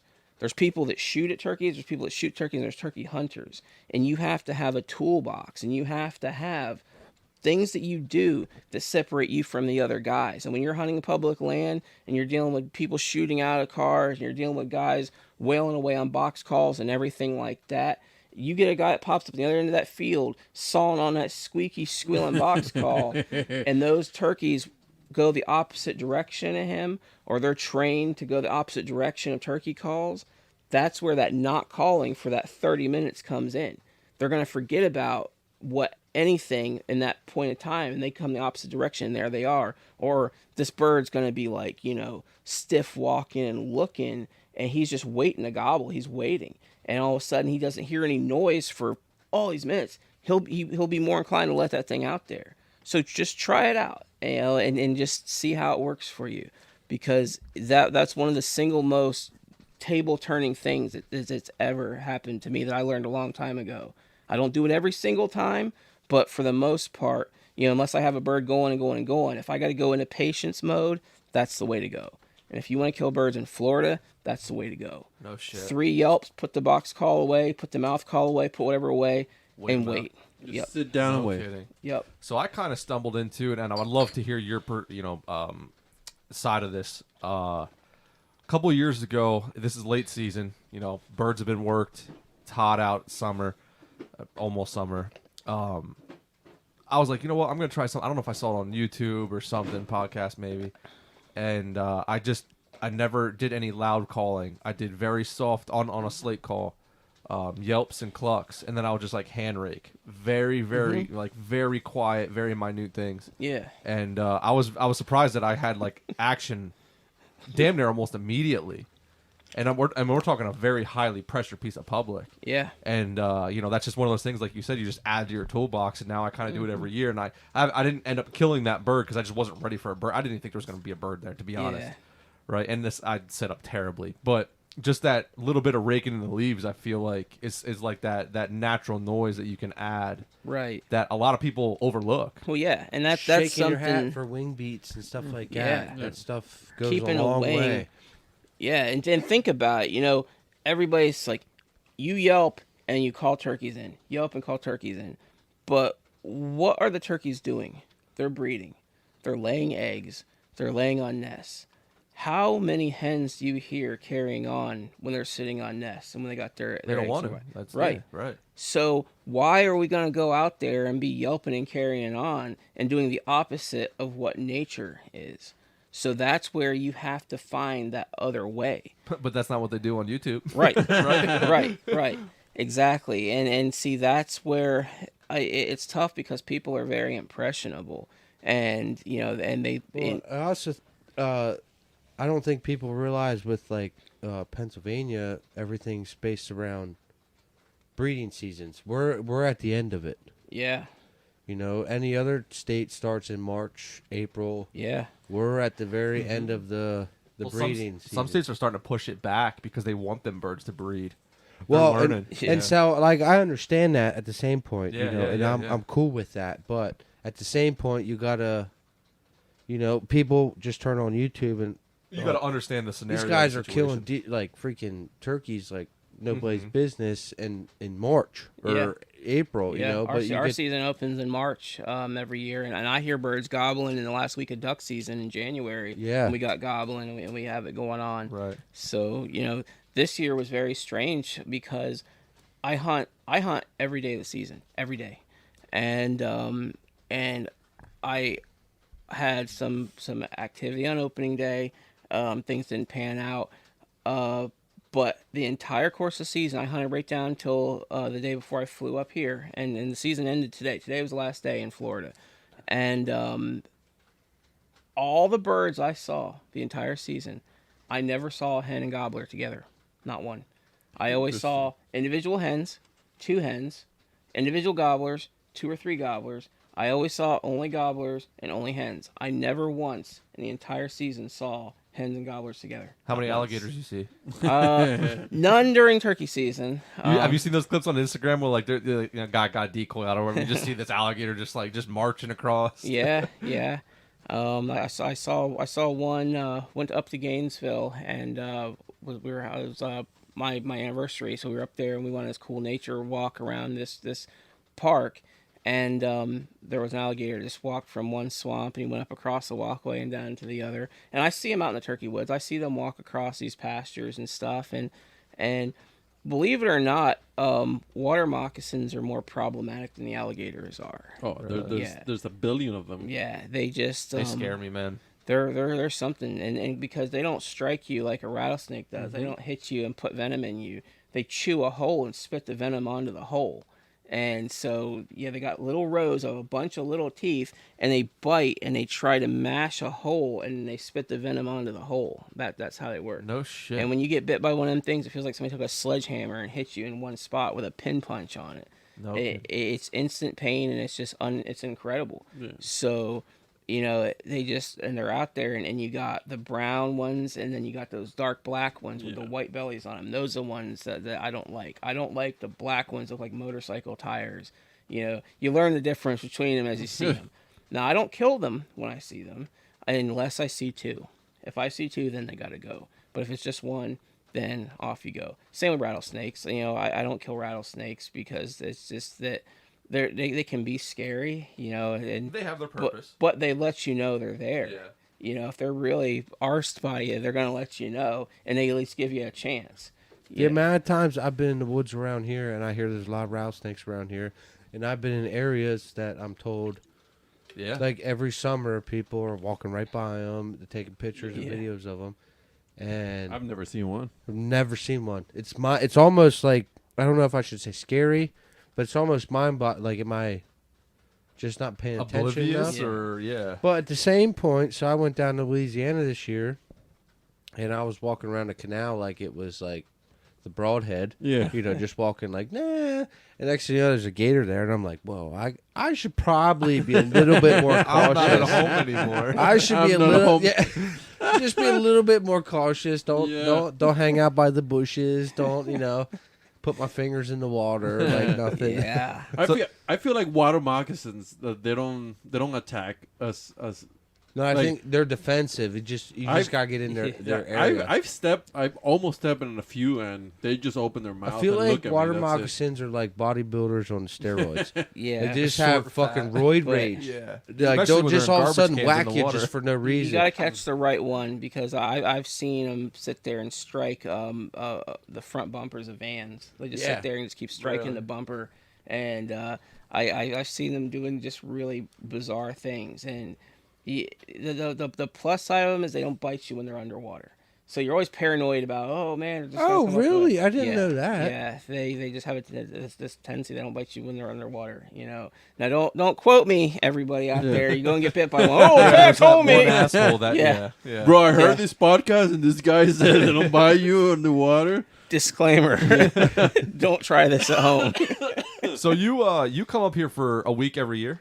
Yes, for turkey season, I come up for pheasant season and duck season. Okay. I come up for like just regular vacation during the summertime, and every once and again we come up in like January for super late season waterfowl and Just to- pheasant.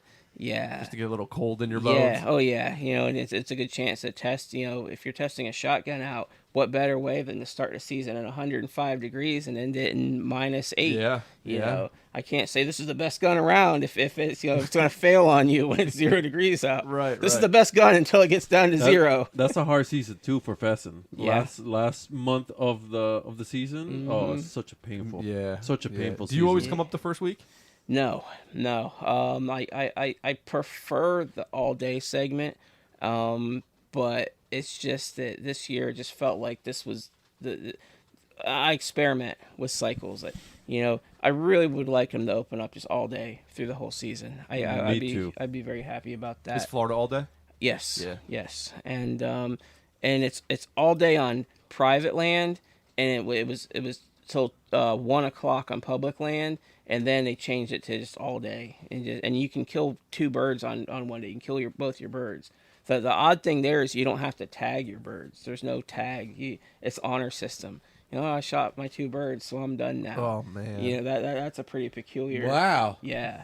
There's a lot of trust that goes into that, and that's like I said. That's why a lot of guys, if they'll shoot one good bird, they'll post that, they'll talk about that, and then you don't hear from them until after the season's over, because that's where the gray area comes in. Yep. You Where know. all have you gone turkey hunting? I'm not big on traveling, like I'm going all over. The Grand Slam means nothing to me. Really? Because it's like one day I will. One day I'll go to Oklahoma where there's Miriam's and there's Rios, but it's just like it's turned into this thing where it's like, ooh, how many Grand Slams do you have? How many Grand Slams do you have? And then turn into, oh, I'm chasing 49. I'm chasing 49. I'm going to shoot them. And now it's like, oh, I'm chasing 49 with a 410. I'm chasing 49 with a 28 gauge. It just turns into this like Dick measuring contest. Yeah. I was just gonna say dick I measuring. was gonna say sausage fest, Yeah, but and that's just what like everything ultimately comes down to anymore. It's cool if you want to go and have the experiences and see these different places, but to me, I love hunting bushkill. I love hunting Shawnee. I love hunting the mountains. I love hunting Pennsylvania in general. I'd like New Jersey to be a little bit less like crazy with their situation over there. You have to be a rocket scientist and have a PhD to figure out, oh, well, I can hunt this place on Wednesday and Thursday, but you can only hunt till noon. But then in the second week of the season, you can hunt here only on Mondays and Fridays. And you have to buy your license for this gas station, and you have to tell them, I want to hunt A. And you look it up, look into hunting Jersey, and you'll be like, and it's just across the river. How rad would it be to hop in a kayak and go over there and deal with them goblin birds over there? It'd be pretty awesome. know? Yeah. I hunted Jersey one year because they open up a week before we do, but just like you said, it's their seasons are like A through F. A season is Monday through Friday. B season's the next Monday through Friday, and then F is all the Saturdays. Yeah. Right, so it puts you in like this weird. Could you imagine working a bird on Friday and then you're done? Yeah. That's it. Yeah, I can only work Saturdays. Well, that would drive me absolutely fucking wild. And then Pennsylvania, it's no Sunday hunting thing. It pisses me hard. off. It's big hard time. to get because in Florida you can hunt on Sundays, and so if you're working a bird, I hate breaking up the rhythm and giving a day off and then having to hit it on Monday. Yeah, It's yep. like you're hitting It's a like the reset day I button. don't wake Yeah. up. You're breaking that rhythm. Now, do you go out on Sundays, obviously without the gun and stuff like that, just to kind of keep tabs on them birds? Yeah. You'll go out and the problem that I run into, not so much here, down there though, is people know my vehicle. They know my rig, and when I go hunt places, I'll come out from the woods and there'll be 6 trucks parked around my truck. Yeah. So there's been times where I've rode with somebody else and just parked my truck somewhere just to gar hole them, and they'll be down there somewhere. And but you put the miles in, you look, and the thing is, all these birds you see from the road and stuff, everybody sees them from the road. Yeah. And so you want to go and hunt these other places and do things, and I'll put the time in. Today was just a miserable, crazy, rainy day. So we went up to the Hunters Gallery up in Hamlin, and kept it real in there, and we just did some different stuff, and then we went up to where the cabin is, up near Peck's Pond, and out that way, and drove around and looked, and it's just always cool to be out there, check on the blueberries and just different stuff. And it doesn't hurt to scout.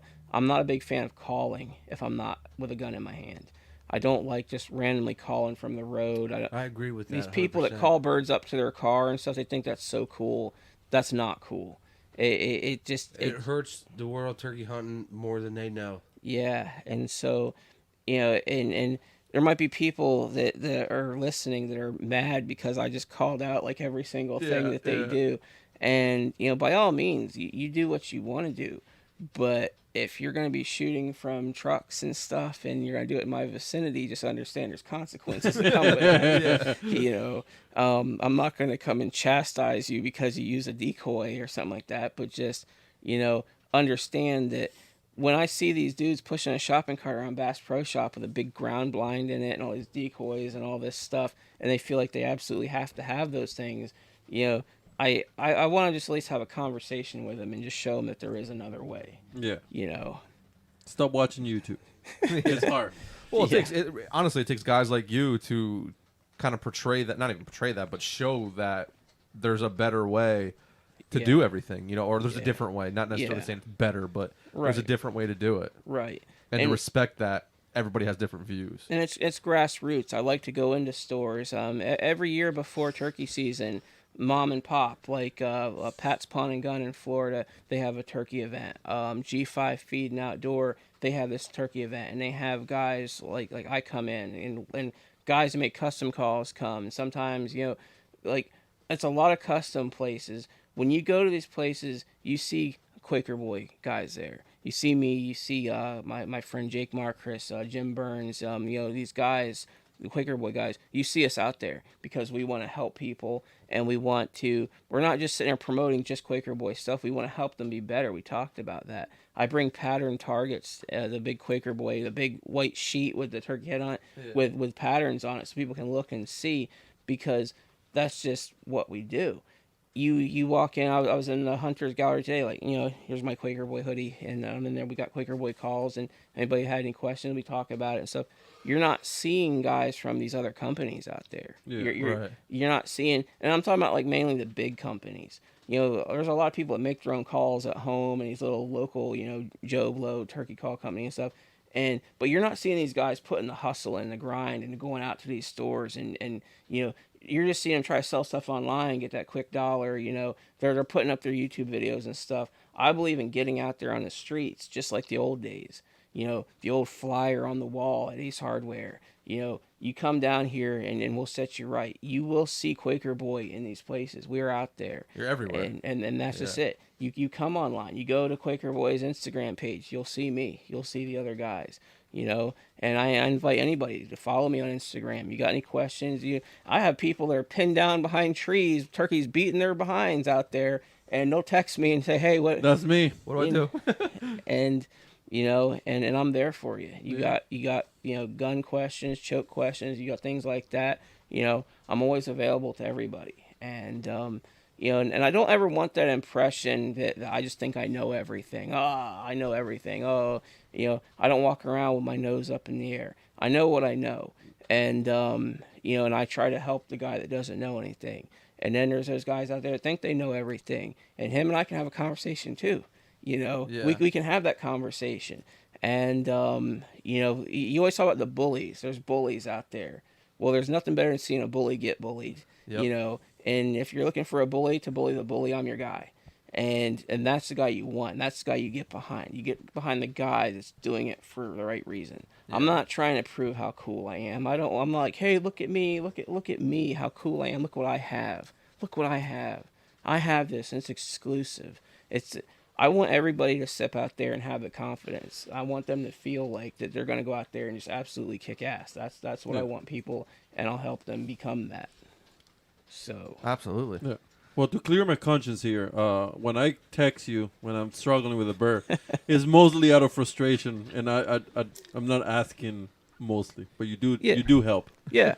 But I'm just saying I'm not texting you so you can be like, do this. I'm just like frustrated as fuck. Yeah. That's all I'm doing. But you know, maybe a time or two you've learned that when you do that, it you know, works. hey, this might work. The deer technique does work. Yeah. Well, I like that. There's people though that like, it's funny because I've met them and we've talked and they didn't know anything about duck hunting and they didn't know any of that stuff, and I've taught them stuff, and I taught them, you know, what to look for to kill canvasbacks or do this or do that, and they kill them a few things, and all of a sudden they're like pros now. Oh yeah. And they're pros, and then they're like, well, actually, and now they're giving this advice to other people, and they talk about my experience, and they have a tendency not to give credit where it came from. Yeah. You know, And at first, that kind of like chafed me, and I felt like it needed to be known that you would know this stuff if it wasn't for me. Yeah. It's that old saying that I taught you everything you know, but I didn't teach you everything I know. Yep. But it's like that's where that throwing the broad net out comes. If people know, they know where they got information from. Yeah. They know. They know. So Next time, I'm just gonna say that I came up with all this information. Yeah, there you go. Hey. Hey, can you erase him out of the podcast and just put Antonio Plaza, Yeah. Turkey Strides? Yes, absolutely. Absolutely. Chad knows everything because of Antonio. Hey. I like Well, this. that's what I like, and that's really the goal of this podcast. I love having people on who are super obsessive over any one particular species, style, whatever it may be. Because, like, I always have this thing where, you talk to somebody else who might not know as much, and they're like, oh, you know so much, you should talk about it and stuff like this. And I always had this philosophy, like, everybody wants to be a teacher. I don't think there's enough students in the game. And right now, I still see myself as a student because I have more questions than answers. And I don't want to become a teacher until I have more answers than questions. right. Right, and I feel like that's you've kind of hit that turn in the road, right, where you've gotten to that point where you have more questions than answers. So now you're relying upon like other people to start giving you questions, so you can go. Maybe a guy will ask you a question like, "Oh, I've never been in that situation before," but you've been in something similar to where you can be like, "Well, you should try this, you should do this, you should do that." But let me know how it works because you want to know, Right. See, I'm terrible with names. I'm horrible with names. I'll meet somebody and they're like, "My name's Jay." I'm like, "Nice to meet you, Jay," and I'll forget their name by the end of the conversation. Yeah. But the thing is, I will remember that this guy killed a turkey near the power lines in Gainesville 10 years ago, or that I gave him this tip and he sent me a picture of it. I remember those things. And I don't know why my brain's wired like that, but it just is. I don't use people's names hardly when I talk because like I'm always afraid I'm gonna get it wrong. Yeah. So I just randomly start talking to people, like, "Oh, what do you think about this?" Again, and that's just how it is. And I'm one of them people that I haven't changed through the years, so people recognize me. Like I went to school with them. I ran into Gary Wilgus at Arby's in Wind Gap. The day I flew into Allentown, we went into Arby's and I'm walking, I'm standing in line, I'm starving. All of a sudden I hear, "Hey, Chad, what's going on?" I look over and there's Gary Wilgus, and he recognized me, but I looked at him and he wasn't quite the same as he was in high school as I remembered him. So, but I knew who he was.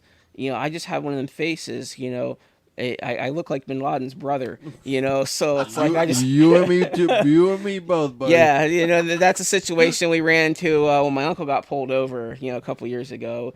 We were sitting there waiting for him to show up. He comes pulling up with park rangers and flashing lights, and him and I are sitting there, and I'm eating this hoagie from the general store there in Bushkill, and I'm eating it, and we're standing by the fence, and I told him, "You might as well get your stuff ready because they're going to come over and talk to us next." And then they sure did, And the other guy was with us, he walked over and was trying to name drop, this congressman, this guy he knows, and this circuit judge, and he's like, "Oh yeah," and the officer's like, "Sir, please step backward," and he's like, "Okay," and he came over and stood with us. And did you notice how he didn't get checked by them? 100%. You see. But then it turned into this whole other thing because all of a sudden I had a woodcock in my vest and they'd never seen one before. They're like, "Oh, is that a woodcock?" Oh. And it turned into this like whole crazy other thing. That's Yeah, hilarious. that was a ranger that didn't know what a pheasant or what a woodcock was, and the other ranger was training him, and he's like, "This is a pheasant, this is a woodcock." I was like, Which "Whoa." pisses me the fuck off. Tell me about it. How do you own that job Yeah. and not know Well- the wildlife in your fucking area? I'm telling you right now, I don't understand this shit. You're about to piss me off. Listen, I got stopped once. It makes no fucking sense. Well, I'm gonna piss you off a little bit more right now. I got stopped with Will. Opening Wild day- William. Yeah. Oh, I think I know this story. Opening day of duck season. Yep. And the park rangers came with a jet boat and saw our blinds. And they parked, and it was two of them. And the guy came and said, like, "Oh, let me see your license and the stamp and all that stuff." And then, "What are you guys shooting? Let me see it." So we start giving them our shells, right? And they're looking. And this guy literally says this. "See this? It says here, steel. That means that they're good for duck." And I was just like, hold on, this guy doesn't know that you gotta shoot fucking steel. What's Yo. going on here? That's not cool, in my opinion, in any way, shape, or form. It's not cool. I was Yeah. like, so he's like, yeah. So whenever you're doing the dog hunting, And they're gonna tell me I can't pick up a fucking shed in that fucking place. And the hey, don't mushrooms give and- too much information. I'm just But- joking. I'm just joking. But They yeah, don't know animals, but they're gonna tell me if I can pick up a bone or not. yeah, Yeah, we've run into And then they're gonna tell me you situations can't like that trap with them. either in that place. Yeah, you which can't. drives me absolutely insane. You cannot put a full. I gotta show you. I gotta show. Drives me absolutely wild. I gotta show you a place up there, where there's Where there's be- no rules and you can actually be an No. outdoorsman and, no. and do stuff. In that place where there's rules apparently. But if we could trap there, you probably catch the biggest beaver in Pennsylvania. Yeah, I believe it. It's so big. The The damn the city that he made up that mountain. I came across it. I was like, holy, this is insane. But Yeah. yeah, you can't. Anyways, this place is wild, chat hot It is. with an S. We've been going for 3 hours. Yeah. All so right. It doesn't feel like it. I gotta Right? get up at 3:18 in the morning. Yeah, believe it is. or not. Well, I gotta go home here shortly, but Yeah. yeah, no, that's why I wanna wrap it up. So at Okay. the end of every episode, we go around and Eat hot wings. yeah, That's what we need. You ever seen that show Hot Yeah, Ones? yeah, it's we need to awesome. do that next time. Get like all the hot wings and answer the questions while and just eating. be sweating Yeah. and just be miserable together. I could not And do he's- that. he's sweating already I could thinking not about do it. that at all. He's sweating because the park rangers doesn't know what Yeah. a woodcock You is. just got me fired up, and I'm sweating already. So what we do is we ask every guy coming on to the show, and we'll keep it turkey since that's why you're here, right? What is your go-to turkey recipe? Like Don't you say shoot a salt bird. and pepper. Don't say it. Say you shoot a bird tomorrow. How are you going to prepare that bird? Well, it's a popular way to do it, but I cut it up into chunks. Like I cut the breast up. And you take the legs, and I'll make wet jerky out of the legs. You pull all the meat out of it, and you let it marinate, and you slow cook it. But And you called it wet jerky? it's a wet jerky. Interesting. You cut because it's all stringy and Yep, real yep. chewy. And you cut all that stuff out of it, and then you just throw it all together in the slow cooker in the marinade, and you let it just cook in there. And when you take it out, it's chewy and it's wet, and it's got all the stuff absorbed into it, and it's a good way to eat it. But with the breast, cut it up into chunks, and I like this brand of breading. House Autry is the brand. It's a chicken breader. They got a fish breader, and you put it in that and shake it up real good. And you can air fry it. Air frying has become real popular. You can put a little butter Crisco in there, and then put the stuff on there. And when you fry this stuff up in these little chunks, these little cubes, if you brine it, if you soak your turkey meat in pickle juice, and you let the pickle juice get into the meat, and then you bread it, Yeah. it tastes exactly like Chick-fil-A's chicken nuggets. No. Exactly like Chick-fil-A. I like that So- pickle brining. Yeah, we're going to do So that. what? Just pickle juice? Yeah, you can use pickle juice. You can dilute it up with some water to Okay. but the acids are what help break things down a little bit. But that's what Chick-fil-A does. They soak every bit of their chicken in pickle. No shit, that- just soak it overnight? Yeah. Oh, Chick-fil-A, you got screwed now. Yeah. I got a turkey breast from New York left Yeah. that we should, Hey, that sounds like a good idea. yeah. And then just bread it and fry it. Bread it and then fry it just like that. And get your Polynesian sauce, get your barbecue sauce, get your ghost pepper sauce. Melinda's ghost pepper sauce. Melinda's is Oh, so yeah. good. We Yeah. have Melinda's. Yeah. And It's in the cupboard. Yeah, it's and good. If you go to Ross, the store Ross, and you go back to their little kitchen section and stuff, you look in there, they have like Melinda's sauces and all these weird shaped bottles for like $3.99 a bottle. Where's there a Ross around here? I don't know. Allentown's got two. Do they? Okay. One across the street from the airport on the other side of the highway, and one heading down towards the Whitehall Mall. There's one there, and maybe Honesdale or somewhere like that. But yeah, and TJ Maxx. TJ Maxx has a really killer little section that has cool olive oils with That's rosemary. cool. We can and hit stuff that. like That's yeah. That's in right by Home Depot. Dude, I'm excited about this pickle thing. I Yeah. know. This is This is why I amazing. love talking to Mind new guys blowing. about. Yeah. Yep.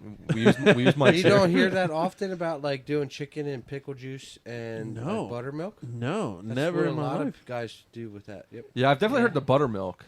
But not the pickle juice, No, yeah. I've heard pickle juice a lot. Well, when it comes to ducks, Coca-Cola. Soak your duck meat in Coca-Cola. That acid breaks down that gaminess and that gnarliness that's in there that a lot of people don't A lot like the of people flavor do of. that Hey. for Yeah. beer Hey, too. hey, bear. I don't know if much is gonna help that, but Dr. Pepper, Cherry Coke. cherry Coke. Yeah. You know, a treat, the local flavor. You know, The blue drink. Blue drink. yeah. That's I'm a funny 600. about those. You know, Yeah, my that's awesome. sodas and the drinks and stuff. You know, when I come up here, I eat all these different things because so much of them, you know, you can't get down there. That Turkey Hill, you know, the iced coffee drink that they have there is like that's like the magic mix. And then there's the little pizzas. you Oh, the know? little yeah. Yeah. See that's like my secret weapon. That's a superstition. Every time I get to his fucking Just boxes on the floor. uncle's truck, it's like boxes. I'm like, what the hell is going? Because they're Yeah. single boxes. Yeah. and it's just so a ton up of them. at that Turkey Hill, they do the single pizza the still. little pizzas up in Bushkill. No, see here. They have the slices and that little spinny roller. well, thing. that's all they offer down Yeah. here anymore. Well, Really? Yep. No they- shit. Every Turkey Hill. once in a while, you go to that little one on the left, like in Bushkill, Yep. and there right next to the cash register. There's that special little rack over there, and you'll find the little pizzas in there. No and you kidding. get that 'Cause that I meat think they craver. taste way better than the slices. Yeah, For sure. It's totally different. every time I eat one of them pizzas, something dies within 1 hour of eating that pizza. And I have a friend that I brought up to pheasant hunt and duck hunt from Florida, you know, and he didn't believe in this stuff, and you know, we had this really awesome hunt, and we were just getting our freaking butts whooped by these ducks and everything, and I told him, I was like, it's time for a little pizza. So we went to Turkey Hill, and we got these little pizzas, and we sat there in the truck and ate them, and we drove to one of our little hidey holes, our little rabbit holes, not far from there, and I'm telling you, within 30 minutes eating that pizza, we snuck up over the bank. Woodies flying everywhere, guns blazing, pop, pop, pop, pop, pop, ducks dying. He believed it. He said, "Little pizza." That was Little it. pizza, That's we're gonna get pizza next time. You know, 100%. try it out. You know, and you got to find your own superstitions. You got to find your own things. When I hunt, I always wear 2 pairs of socks. Underneath my socks, I wear a pair of knee-high soccer socks that I pull up. And I wear a pair of wool socks. I like those Bass Pro Shop snake boot socks. That's one of my favorites. I always wear a soccer sock and a wool sock. That soccer sock wicks the sweat away from your feet. And it doesn't matter if it's 90 degrees outside. It doesn't matter if it's 40, 20. It just works.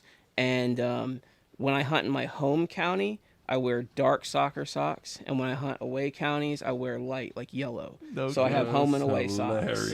That's awesome. I love that. That's hilarious. My That's my- superstition is music. Yeah, you're big on the music. Yeah, thing. so I gotta for when the season start, I start playing different artists, and then when I hear an artist and I see game, and then I'm like, oh, I think this is artist, so that's the only thing I play, and every time I find it, I see animals the same day or kill animals. You ever been when he's listening to reggae?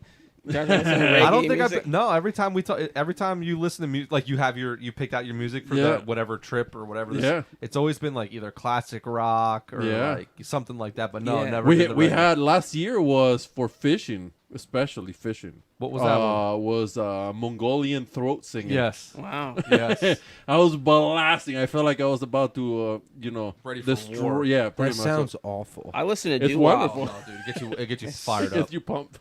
I'm gonna put it on before we leave. Yeah, do I want to kill somebody Well, or want and to go the- fishing? I should just fade in Mongolian throat music to the end of this podcast.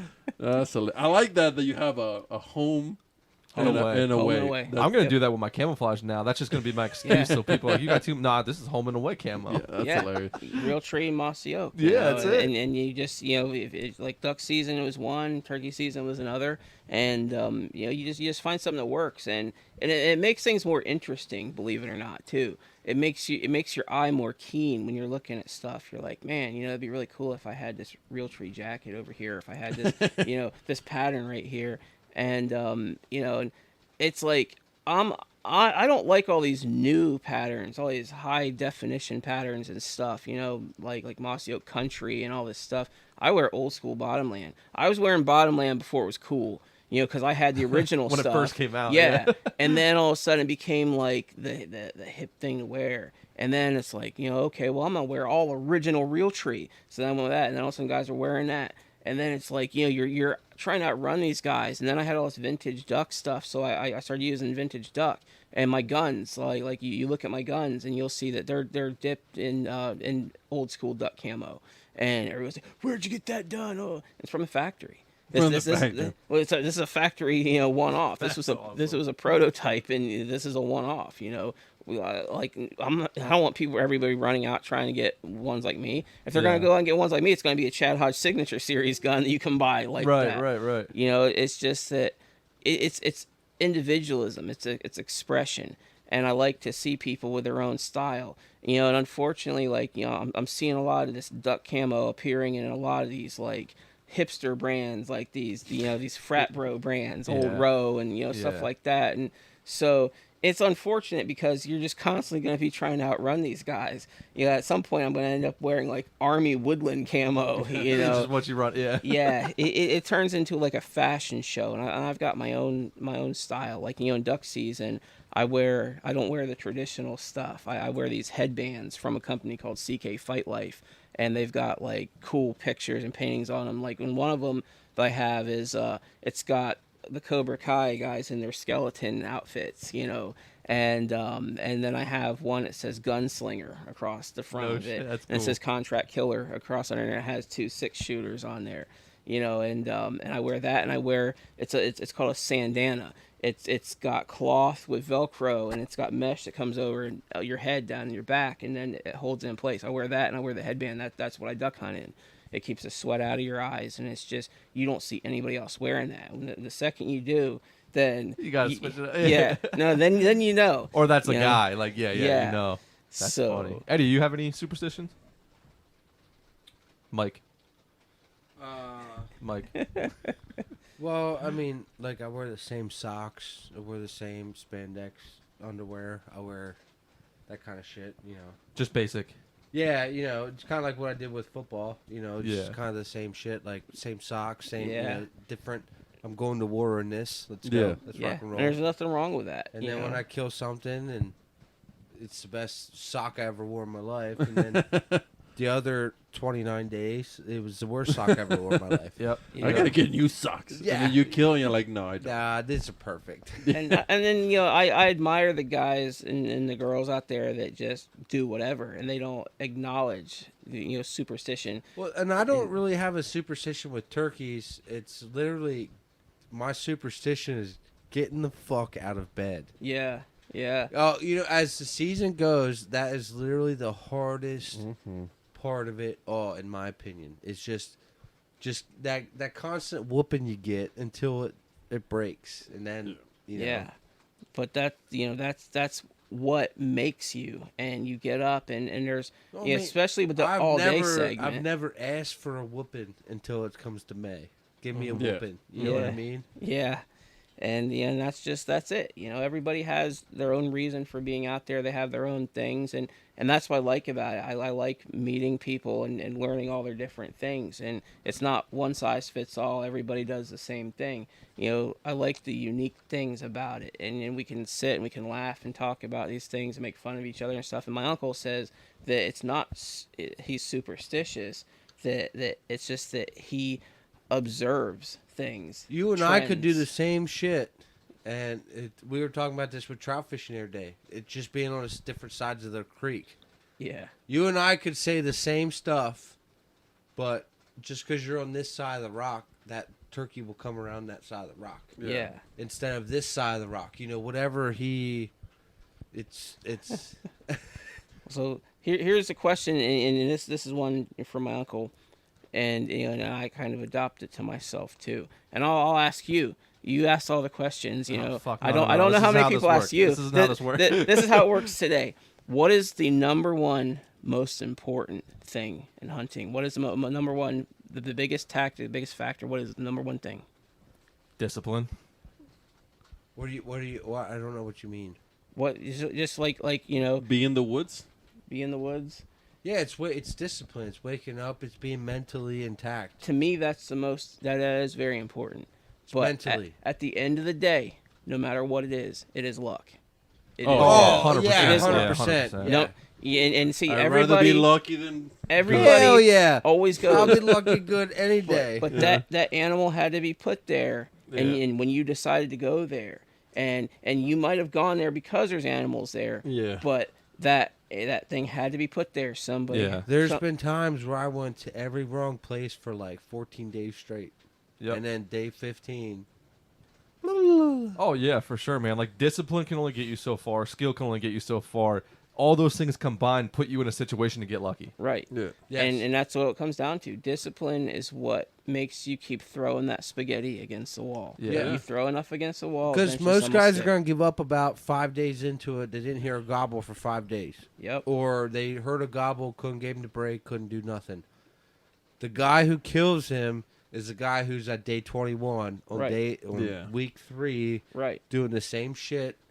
And that's Not what I the say same about shit, ducks. but Yeah. Yeah. you know. But you're throwing yourself at it, you know, and it's just that's what it comes down to. Yeah. It's the grind, it's the hustle, and you got to have it. And some days you might sound sweeter than somebody else, but don't make no difference. In reality, it don't make no difference. You just might sound sweeter. Yep. It's what he wants to hear. at Yeah, that exactly. Yeah. It's Yeah. it's Well, you know what they say about luck? It's when what is it? Opportunity and expertise meet. So time. Is that what it is? I think so. You're on the right track. I have too many course life. Hold on. We gotta hash this out because I like that saying, Yeah. but it's not coming to me. Luck is when. Opportunity and preparation. Yes, Yeah, that's preparation. I don't know about that. That's what it is. What it is. No, it's- I don't. I don't believe you're Where, making. where's the fact and figure person? That Hey. Jimmy had to go to work. Hey. First, you make fun of my reggae, and now you're making fun of my sayings. I don't know, man.